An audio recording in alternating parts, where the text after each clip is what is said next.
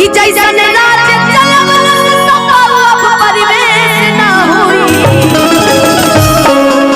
कि नेता केहू केतनो होई मगर अखिलेश ना नेता केहू केतनो होई मगर अखिलेश ना